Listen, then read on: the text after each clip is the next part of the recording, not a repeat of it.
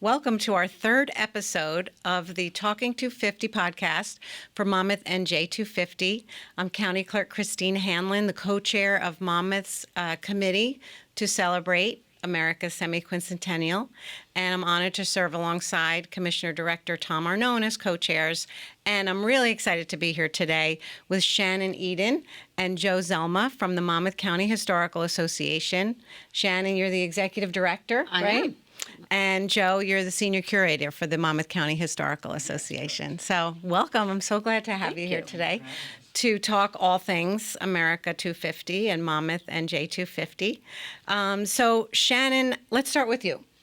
I wanted to talk a little bit about, what the Historical Association does and a little bit of the history of the Historical Association so our listeners and viewers can understand your amazing position in our county. Well, thank you.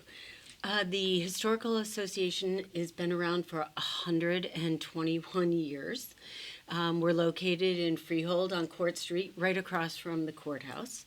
And we put on, in addition to our main museum, we also have 5 historic house museums in the county. So we have Marlpit Hall and Taylor Butler in Middletown, Covenhoven in Freehold, Allen House in Shrewsbury, and Holmes Hendrickson in Homedale. So all of those houses are part of what we do, and we have a very strong education program that we go out to 4th through 12th graders, that we go into the schools, and we have the schools come to our exhibits.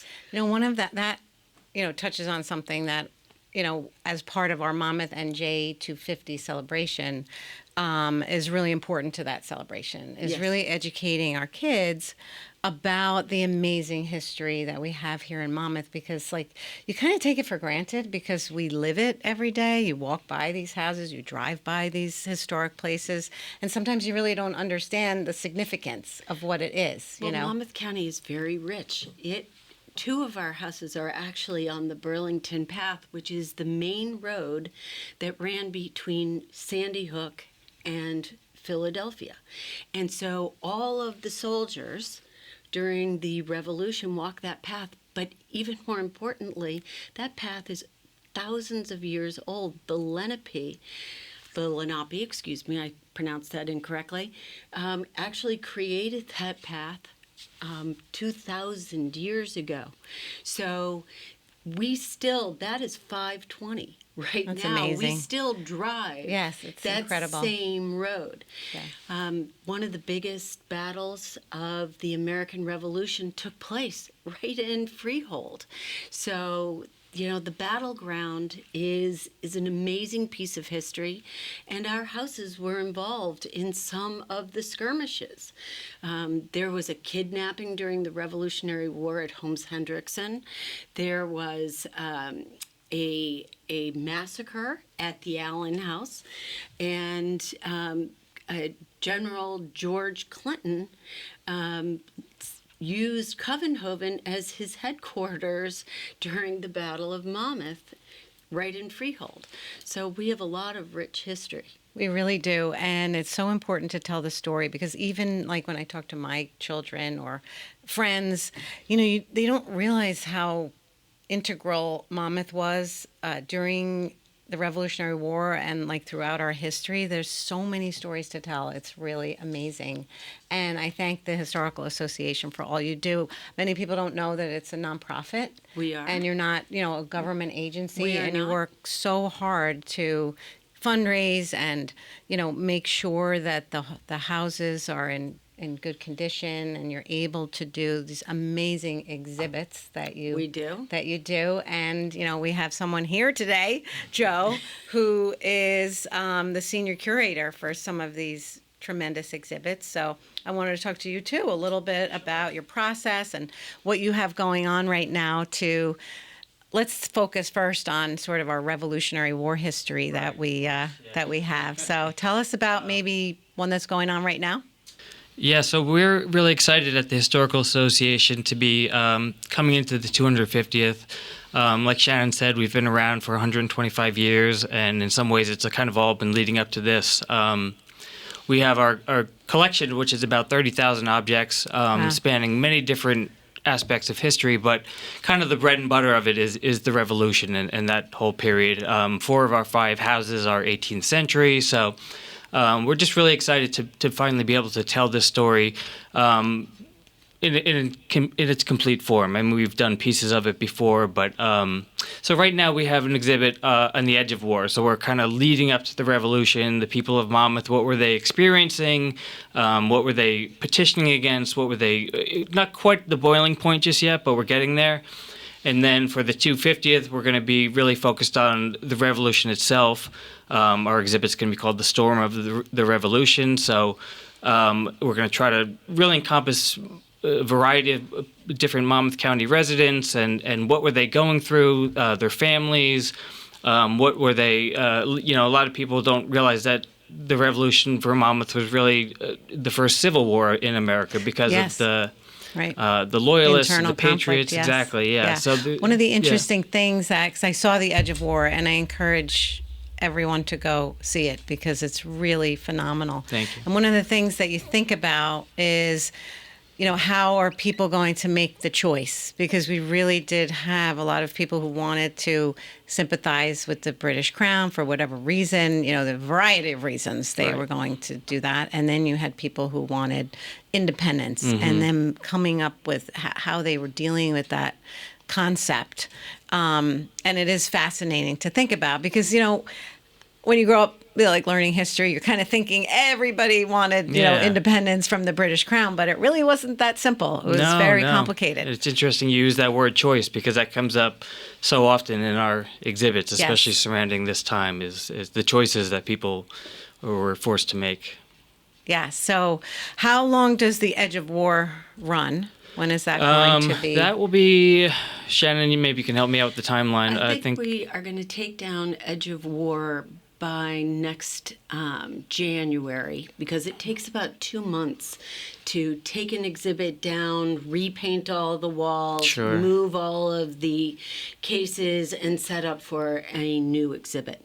And then the next exhibit, Storm of Revolution, will be opening prior to Weekend in Old Monmouth. We want to make sure that important weekend in history, we are open and ready to go. Yeah. Yes, and for those who don't know, Weekend in Old Monmouth happens every year in the month of May. First weekend in May, and it really is a weekend where people can enjoy all the different historic sites in Monmouth County. We're hoping to have a revolutionary weekend in Old Monmouth for 2026.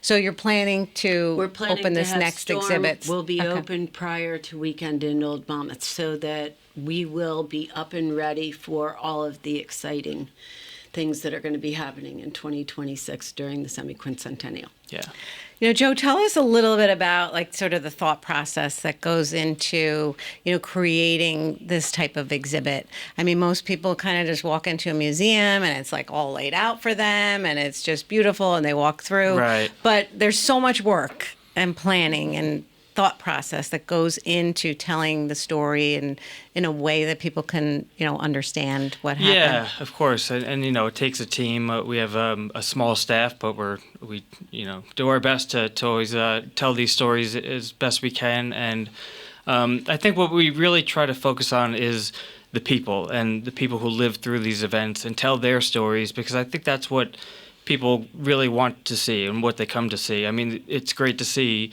the objects and the flags and the military items, and which we have plenty of. But I think if you can kind of give the background of the people who were experiencing that time, that's really what sets us apart in some ways. And in terms of the Edge of War exhibit that we hope people are going to go see, what is it that stands out the most to you that you hope that people walk away with in terms of the way you set up the exhibit? Well, we try to set it up so it's kind of accessible to everyone. So from kids to parents, educators, the general public. We really, don't try to tailor it towards any one specific group and hope that whoever comes can come away with something new or something different. We try to tell a real diverse history, so we incorporate the enslaved population, women, children, indentured servants. So really, just try to give kind of a wide narrative, and again, just use what we have in our collection as sort of a backdrop to these stories, and kind of the narrative that really just speaks for itself. You know what Shannon? else that most people do not know is that we are very fortunate. About 82 years ago, a family donated a painting by Emanuel Leutze, and it is Washington rallying the troops at Monmouth, and that image is being used over and over again. Actually, even Mount Vernon is going to be using that image at the entrance to their educational program for the semi-quincentennial. But that painting, and if you aren't familiar with Emanuel Leutze, you probably have seen the painting Washington Yes, crossing the Delaware. Delaware. This is a painting that talks about the Revolutionary War, and specifically the Battle of Monmouth. And we are going to be talking about each of the characters in that painting, and to tell the story of that battle Are you doing that for the next exhibit? for the next Oh, I'm exhibit. so excited We're about that really because, excited. as you know, for the MonmouthNJ 250 committee, we're using that image quite Yes, a you bit are. because it's so powerful and it's such a beautiful painting. I have to say that I have a reproduction of that painting it's not the original, but you have the original, but in the county clerk's office, we have a reproduction of it, and people are just amazed by that painting, and it just tells such a tremendous story. And It's a to national take treasure. that apart and tell the story of all the different people or characters who who they represent in the picture, I can't wait. In the painting, I can't wait to see that. It's going to be a phenomenal piece of the exhibition, so we hope people will enjoy it. And they should come see a national treasure.